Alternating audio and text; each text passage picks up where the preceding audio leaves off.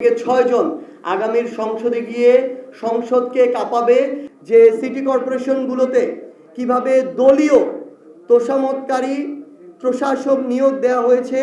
এই ধরনের বিভিন্ন অনাকাঙ্ক্ষিত ঘটনা বিএনপি তাদের জায়গা থেকে ক্ষমতার অপব্যবহার করে সরকার গঠন করার সাথে সাথে শুরু করেছে। আমরা একটি জাতীয় নির্বাচন পার করে এসেছি। আমাদের অনেক শঙ্কা, অনেক দ্বিধা, অনেক প্রত্যাশা অপ্রত্যাশার যে পারদ সেটি পার হয়ে আমরা আমাদের জায়গা থেকে আগামীতে নতুন একটা গণতান্ত্রিক উত্তরণের পথের দিকে যাচ্ছি।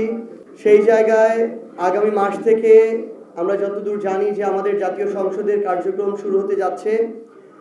আপনারা জানেন যে জাতীয় নাগরিক পার্টি এনসিপি এই মাসের 28 তারিখে তাদের 1 বছরের পূর্তি হতে যাচ্ছে।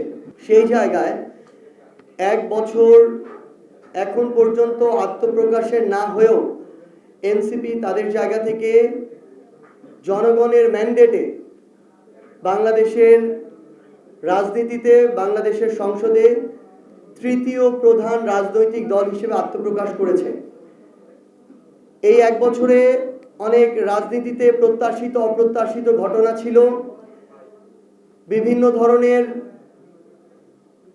পিছুটান থেকে শুরু করে এই রাজনৈতিক যে পরিস্থিতি ছিল সেগুলোকে মোকাবেলা করে অভিজ্ঞতার জায়গায় বিভিন্ন ধরনের বন্ধুর পথ পাড়ি দিয়ে আমরা একটা নির্বাচন পার করেছি। আমরা মনে করছি যে একই সাথে যেমন আমাদের স্থানীয় নির্বাচনের প্রস্তুতি চলতে হবে, একই সাথে আমরা আমাদের যে দল জাতীয় নাগরিক পার্টি এনসিপি, আমাদের আদর্শের চর্চা, আমাদের সাংগঠনিক যে কার্যক্রম ত্বরান্বিত করা থেকে শুরু করে মাঠ পর্যায়ে প্রত্যেকটি ওয়ার্ড পর্যন্ত আমাদের সাংগঠনিক কার্যক্রমকে শক্তিশালী করার জন্য আমরা আমাদের নতুন করে কর্মসূচি হাতে নিতে যাচ্ছি। কিন্তু এই মুহূর্তে আমরা আমাদের জায়গা থেকে দলীয়ভাবে স্থানীয় পর্যায়ে আমাদের যে নির্বাচনী প্রস্তুতি সেই নির্বাচনী প্রস্তুতি শুরু করতে যাচ্ছি। যে সিটি কর্পোরেশনগুলোতে কিভাবে দলীয় তোষামতকারী প্রশাসক নিয়োগ দেওয়া হয়েছে, এই ধরনের বিভিন্ন অনাকাঙ্ক্ষিত ঘটনা বিএনপি তাদের জায়গা থেকে ক্ষমতার অপব্যবহার করে সরকার গঠন করার সাথে সাথে শুরু করেছে।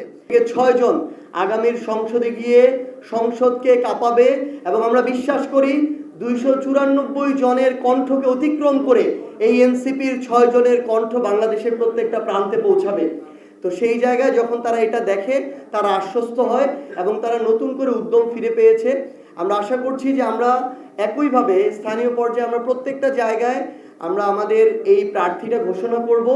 এখন পর্যন্ত তো সিদ্ধান্ত হচ্ছে আমরা এককভাবে এই লড়াইটার দিকে যাব। যদি শেষ সময় গিয়ে এরকম হয় আমরা সবার সাথে বসে দলের যেটা বৃহৎ স্বার্থ থাকবে সেই স্বার্থকে সামনে রেখে আমরা আমাদের জায়গা থেকে সিদ্ধান্ত নিব।